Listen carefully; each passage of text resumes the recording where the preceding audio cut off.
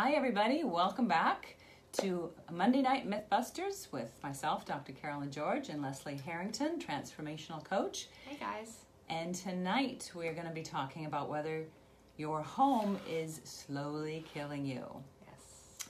So first I wanted to also mention that if you have any questions or you want some of the links that we're going to talk about tonight, go to my webpage, which is carolyngeorgemd.com, and look under resources.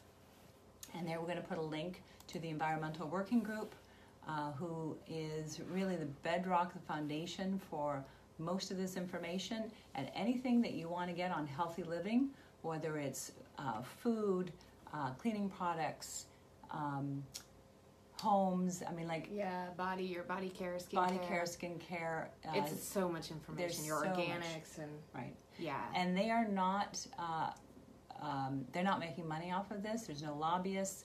They are supported by you and I, whoever sends the money, and so they do the research each year it's to pure. look at.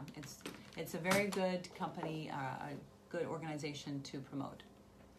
Okay, so hi Diana, hi Ellen, Marianne. And I saw Brian's up there also. Brian? Hey, Brian. Awesome, thanks for tuning in. So if anybody has any questions, any particular part of the home that they're concerned about, let us know. Just send us a little question here and we'll try to get to it, because when we were talking about this, there's just so many parts of the home that there can be toxic elements to. So there's way more than 30 minutes of a discussion available just talking about the home. I think probably every topic we could have a whole show on. So we're going to keep it a little bit high level, and definitely bring in your questions though, because then we can dig deep to the stuff that you guys might find the most interesting and the most informative. Yeah, absolutely. So first thing that we wanted to talk about with homes, so we're looking really at the air. So just kind of thinking about when you're going into your home, air. And Brian has mentioned that he's worried about mold in the home. And this is actually a really important thing to be worried about. It's a very real issue here in South Florida and in other places that have a more humid climate. So anytime you're smelling a musty smell, you have to be worried about mold. And you want to make sure your home is well ventilated, especially the bathrooms. Mold can be a big issue. Yeah, especially in South Florida. Yeah, so it's a big deal. We see it a lot.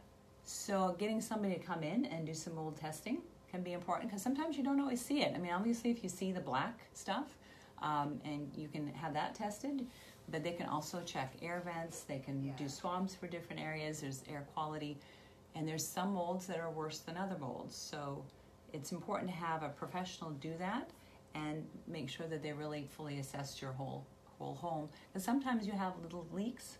I was just talking with a patient today, and her shower pan was leaking, and she could smell it, the mustiness, but there was no water evident. And so it wasn't for months that they realized that this shower pan was leaking, and now she's been sleeping in a mold-filled room for months, and she's very sick. I don't know if you knew, my first job was as an adjuster for State Farm. So I used to climb roofs, and I dealt with a lot of roof leaks and pipe breaks. And it was back when mold was first becoming an issue, right? Yeah. So like back there, it became a word that, like, as a State Farm adjuster, it was, you didn't mess around, you didn't blink, you didn't stop go. You went right to getting the experts in and having it tested, and then you paid out whatever you had to pay out. Like, there was no question around it. And it was that serious, and that's where they reacted very quickly and very professionally about it. Mm-hmm. So it is a serious topic, and if you have any consideration, you do want to get it tested and measured. Yeah. Don't wait till you're like selling your house, Right. No, please so don't it's do like that. Don't wait for hurricane season to fix your roof, Yeah, exactly. Hey Kristen, hey Michelle. Hi Chris. Thanks for tuning in, guys. So the air quality, number one, good ventilation, mold free, and watch for things like VOCs, okay? Those are volatile organic compounds that come from paints or from refinishing, just latex, different kinds of chemicals that you might use on wood, etc. And they can pollute your air too and make you very sick. Yeah. If you think about some of those chemicals, we're not even allowed to put them in our waste system. Right. It's like being mindful of the things that we're putting all around us, and we're inhaling and we're breathing, and but at the same time, we can't even dispose of them properly. So those are things you got to think in your mind, like, whoa, that's something I need to take seriously. And if you're going to paint someplace, there is a certification called a Green Seal 11, and Seal SEAL. So Green Seal 11, that's a certification that it does not have high amounts of these VOCs, and it does not have other, there's a chemical in it. Some of these paints, if you get the low mold paint, which you would think would be a good thing from what I just said about mold, but they have chemicals in them that off-gas formaldehyde and can be dangerous to us. So you really don't want the mold-free or the mold-resistant paints, as much as that might seem like something that you'd want. But that Gold Seal 11 for paints is a key thing. Very interesting. And keep in mind when you're repainting, because you often have to sand down the old paint, especially the outside of the home. Remember that in the 70s they outlawed leaded paint, but there's a lot of homes that still have leaded paint in it. So if you're sanding it, you breathe in that lead, and then that gets into your system. So if you're sanding an old home, always wear a mask. Or have somebody else do it. Right? Where did that lead come from? Right? We'll know where that came from. Yeah. So avoid leaded paint, avoid VOCs. Yeah, and some of the things too, I mean, we've got so many talked about, so let me know if I'm jumping off of your organized. Yeah. Air quality. So when you're coming in, we're talking about the paint, we're talking about all these other things. There are ways that you can improve your air quality, and some of that's just by having like a nice, high grade air filter, right. But also having greenery in your house. There's certain types of plants that are actually, they absorb a lot of these types of things in the air that give you more purified air. Snake plant is the one I'm familiar with, right. That NASA used it. They use it in for their astronauts. So if you look up greenery, there's more than just one type. Having plants, I don't have a green thumb. Yeah, plants in general are good. Yeah, right, absolutely. They kind of scrub our air for us. And I see Allie and Catherine are here. Thank you guys for watching. So plants are really key in terms of keeping a good oxygen and scrubbing some of that CO2 out of your air. And it makes your place look beautiful too. So it's if you can keep them alive. If you can keep them alive. Yeah, you do have to water them. They do require that. So that's another good thing. The other thing to think about in your home, going off on the lead piece, is your plumbing. Because everybody thinks about Flint, right? Flint, Michigan, with their pipes. So it was the leaded pipes that was leaching into the water. And it's not just happening in Flint, it's happening all across the U.S. and other countries too. So it's really key, if you are doing any plumbing work, really have your plumber look at the piping that's there and have a very low threshold to removing that and getting the more newer piping systems, which actually some aren't even using copper. I think they're using some more of the hard plastics. Yeah. So things that are safe. Pipes in my house. I found out the hard way. Yes. So that's another thing to think about. So the other thing I wanted to talk about, and again, throw in if you have any questions. Ryan's asking about ozone machines. Okay, ozone machines. I'm not so sure about those yet, but I think it's an interesting idea because we don't want too much ozone around us, but ozone can be really helpful in terms of killing off some microbes and certainly with mold and things like that. So I would have to know which machine and how well does it work, and I think the information, at least as far as I read, isn't really out on it, but it's pretty preliminary. Yeah, so it's always something to think about because there's always new and interesting ways to make your home safer, obviously. The other thing, though, think about cooking. So everybody does some cooking. We're always encouraging people to do their own cooking. Don't cook with Teflon pots and pans. It might be no stick, but it's not worth it, right? That Teflon comes off in small amounts and goes into your body. And so Teflon is not something that we easily get rid of. And it's been not directly linked to cancer, but there's definitely some kind of correlation there. So we want to try to get that out of our systems too. So glass or your ceramics. Yeah. And remember too, because we're going to get a little bit more into some of the autoimmune diseases and the chronic diseases and the things with cancers. You're never going to get them to say, oh, this caused this, right? But there's a lot of contributing factors. And there's probably not one cancer that they can't say has some sort of impact by some of these different chemicals. So you hear all the time people say, oh, everything causes cancer. Well, in our day today, there is potential for a lot of things in large doses, and when you're enmeshed in them constantly, that you might be right. Everything has that potential. Right. So just making sure that you're doing overall the best that you can. You're not going to be able to stay away from everything, but there's certain things that you can, that are big needle movers that you can take out, your BPAs, and some of the things that are somewhat more simple that we can, even some of the points we're making today, you're going to walk away and go, oh, and you're never going to look at it the same. So little things are big things that add up. So exactly. So when you're going through your kitchen, for example, and you see that one of your Teflon pans has got scratches, well, that definitely means that you're getting Teflon in your system. So pitch that one and get one other of the ceramic pans or the glass pans. You don't have to replace everything at once, but little by little start to move things out of your home environment and bring in the safer things. And you want to look for on the box PFOA free and PTFE free. Those are the two things, and you'll see them. It's common. You're going to see them kind of all over the stores now because they're trigger words now, because most of the companies are making the pans without the Teflon in there. So look for PTFE and PFOA. And don't ask us what it stands for, because it's very long. Yeah, you can't even pronounce it. Multi-syllabic word, that we would totally mess up. But the same thing for things like the containers that you put your leftovers in. So most of us are used to, I was brought up on Tupperware, but we now find that Tupperware or any kind of those plastics, especially in the microwave, it's again going to leach some of those plastics into your food, and then you've got the food in you. So if you still have them, definitely don't microwave in them. And as much as possible, switch over to glass. You can have the plastic top as long as you're not heating that top, but then you've got the glass container, and you can heat it up in the glass or switch it to definitely no heating on those plastic things. Absolutely not. That needs to be verboten. Just stop heating up any plastics in your microwave. Yeah, and like the water, so they're in water bottles, they're in receipts, things like that. But the heat is what it's not just heat. It's light generated that actually makes the BPA become translucent with the water. It marries it, right? Well, it comes out of the molecules.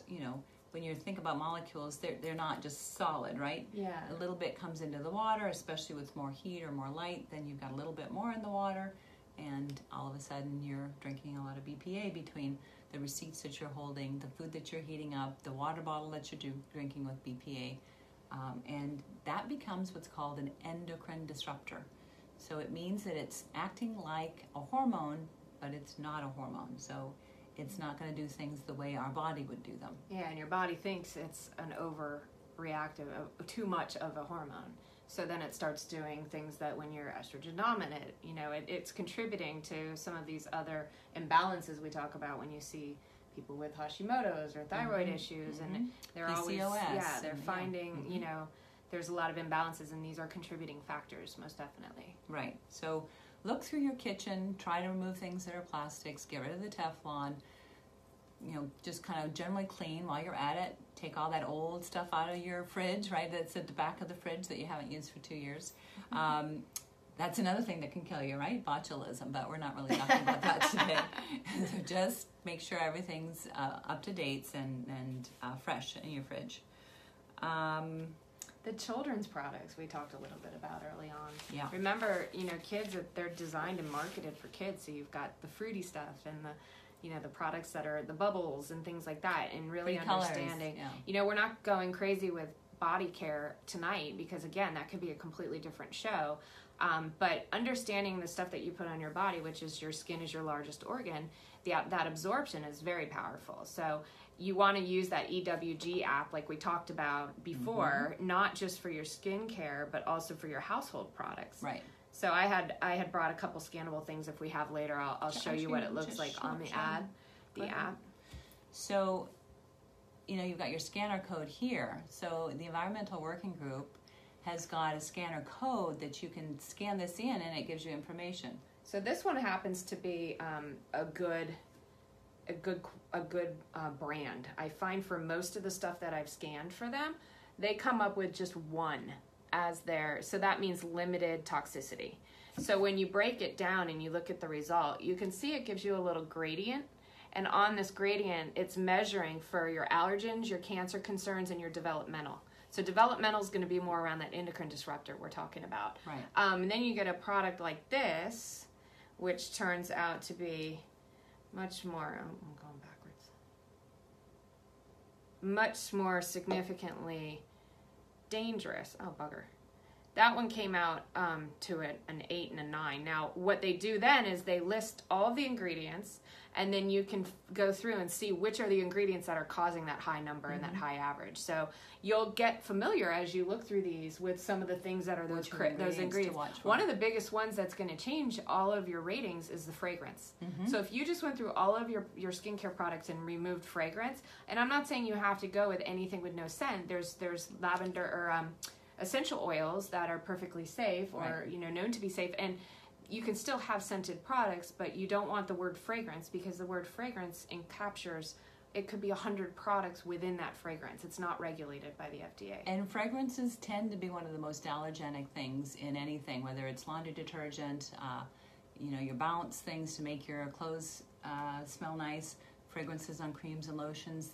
These are usually parabens or phthalates, which then are also considered unsafe, cancer-related and potentially allergy-related. So it's just, we want to try to get those parabens and phthalates, and that's phthalate with a PH, ALATES. You want to try to get those out of your environment too. And again, the Environmental Working Group, we're like big groupies of the Environmental Working Group. They've got an app called Skin Deep. This is what the app looks like. If you look at the top, you can see that little circle with the green. That is the icon for it. It's called Healthy Living, powered by Skin Deep. And that is the one that has the scanner that you can kind of walk around. It's actually fun. You take the time and you go through your household, and then you're like, oh my gosh, I gotta get rid of this stuff. What am I putting on my skin? And remembering, like Leslie says, your skin is your biggest organ, but this is also where we actually get most of our chemicals. I can't remember the exact number, but they say women put on about 20 chemicals. Yeah, it was like 22 or something crazy. Before you leave the house in the morning. It's amazing. And so you want those chemicals to not be ones that have potential for being carcinogenic or allergenic or inflammatory. So really kind of paying attention. And again, doesn't have to be all at once. Don't get overwhelmed by this, but just try to do a little bit at a time. You get a new mascara, try to make sure that your mascara is a good quality one. You need a new lip gloss, check the Skin Deep and look for the good quality lip glosses, just little by little, so you're not inundated or spending a ton of money, because obviously the higher quality stuff generally costs more. Yeah, and there's plenty of places you can get these things for reasonable prices, the organics, the things like that online. I like Vitacost.com. No affiliation. Vitacost.com. They have a lot. And Thrive Market. Thrive Market is great. Yes. That's a membership site. But going over in that spirit, like the little fun facts that we were talking about before this. So, you want to tell them about that? This was shocking to me because I didn't know the statistics. I knew that there's a tremendous amount of products that are over 80,000 that you saw in the email that are actually approved out there. So looking back and where that kind of came about was fascinating. So nothing was ever regulated until 1978, I think it was, 76. And so in 76, they decided to regulate chemicals, but they took all the chemicals that were presently in use and grandfathered them. And that was roughly 62,000 chemicals that they grandfathered. These were not tested. They were just grandfathered and considered what's called GRAS, generally regarded as safe. So anything that was GRAS was okay. That included asbestos and a variety of other chemicals that we now know are not healthy, DDT, that type of thing. So they were not tested. Since then, till now, about 250 to 300 different chemicals have actually been tested. Very few of them removed from the market, but several of them have been. That's like 40 years. Yeah, and they've only tested 250 to 300. Right. So just to give you perspective. So right, and so they're bringing in new chemicals each year, and there is some testing done on them, but there's no testing, no thorough testing done on most of them, because they can circumvent a lot of regulations as long as it's similar to something else, or they can make a case. And it's over 2,000 a year, they're saying on average, that they're bringing in and adding. So there's a lot of chemicals in our environment, and remember that no proof of danger is not the same as proof of danger, right? So we need to have the proof one way or the other. We can't just assume that because somebody hasn't told us that they're dangerous that they're fine, right? We don't want to assume that. We know what assuming does to us. Makes an ass out of you and me. So I just wanted people to understand that a lot of the chemicals that are out there that you go, oh, well, they're regulating it. It's got to be safe. Well, not necessarily. Yeah, and we can go into all day long who are our governing agents, and what are they driven by. So, the things that they do say is safe, aren't always the most reliable. So. Right, and we have to also understand that it takes years to prove a connection between something being in our body and then causing that cancer 20 or 30 years later. And how do we know it's that exact thing and not the 5,000 other things that we've been doing? So it's almost impossible to show a direct correlation, but we can show a relationship. So we want to stay away from things that may push us in the direction of less health and get closer to those things that we find are healthier. Yeah, and even, we think about like our grandparents and they used castor oils and they had all these like the old home remedies and those were what they had, so people are like, my grandpa's 99 years old. I'm like, he spent the first 50 years of his life in an environment that he didn't have to worry about all these chemicals, all the stuff, he wasn't fending off some of the same, chronic stressors that we're exposed to every day. Right, yeah. And so you can see if there's all of these different chemicals we're surrounded by, we will never be in an environment without them because they're in the North Pole and the South Pole. They're everywhere right now. All we can try to do is live as clean as we can, but we can't get too crazy about, doing everything just right and getting all chemicals out, because that is just not going to be reality. Yeah, you do the best you can to build health and do the best, put in the good and pull out the bad, you know, and that's the goal is really what the whole picture looks like, So if you're not necessarily using aluminum-free deodorant, but you're eating a great diet and you're exercising and you've got a shower filter and you're doing, it's not necessarily probably going to put you at the high risk, Right. So really weigh out. And on that topic, so deodorant is something that, the aluminum-free. Aluminum is a key chemical in deodorant. That's a tough one to find, but, I've found Schmidt's is a good one. Right, Tom's. I found a great local girl that does a homemade. Okay. Yeah, so you can find people. Key, yeah. It does. That's the one I ended up landing on, which is ironic. Okay. Yeah, so you can. There's so many people that are really out there that are passionate about this stuff that you can kind of find those little, niche people that are doing working to find something healthier for you.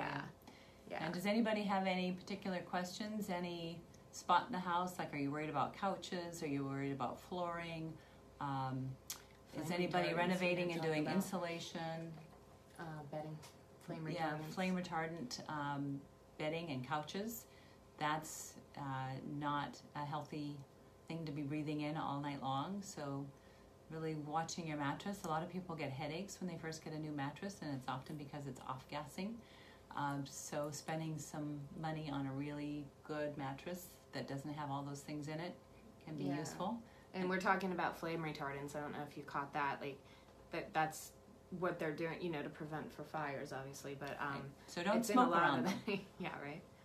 Yes, and the allergens in carpets, yes, definitely. I mean, even just the pet dander and the things like that, cleaning your air filters. Right. Trying to get the carpets out of your home. I would just keep carpets away in general. Yeah. They're just traps for things. But if you do have carpets, the Environmental Working Group also has an app for that. They can tell you which kind of carpets are the best. Wool is going to be better. And they can look at the undercarpet. Yeah. So again, just anything that you're really questioning that we haven't touched on or that we have touched on and you're interested in more information, the environmentalworkinggroup.org is your place to go. Okay, I think that kind of covers some of the key things we wanted to talk about. Alan joined. Oh, very good. Hi, Alan. So again, once we finish talking, if you have any questions, feel free to shoot us a message. Or again, just go ahead and take a look at the Environmental Working Group. Yeah, Michelle just says microwaving in styrofoam is very bad for you. Absolutely. Really, even just drinking out of styrofoam is not optimal. No, exactly. Try to not have the styrofoam. Try to bring your own mug, because even the cups that you get have BPA lining them, and then you're putting a plastic top on that. and so you're drinking through plastic and BPA. Yeah. So if you can go to Starbucks or whatever your favorite place is to get coffee, just bring your own mug and make it, ceramic or metal. And then you've got usually a bigger mug. You'll get more coffee, bigger bang for your buck. But you're not getting the BPA. You're not getting the plastics. Yeah. You're just helping. And Sally will get the small Dunkin' as cardboard. Mm-hmm. So she won't get the medium because it's styrofoam, but the small is cardboard. So yeah, better than the styrofoam for sure. And the other thing we didn't really get deep into was household products. So cleaning supplies, detergents. Again, the detergents are going to be your more allergenic from the fragrances and things like that. Right.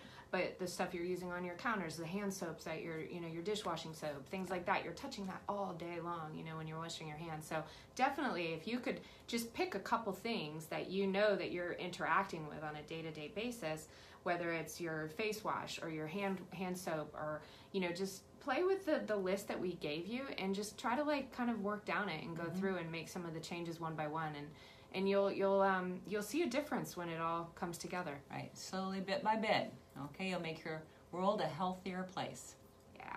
So again, remember, if you want, just check out my website, CarolynGeorgeMD.com. Or you've got our Facebook page because you're probably here, but if you're watching this on our YouTube channel, then remember to like us on Facebook.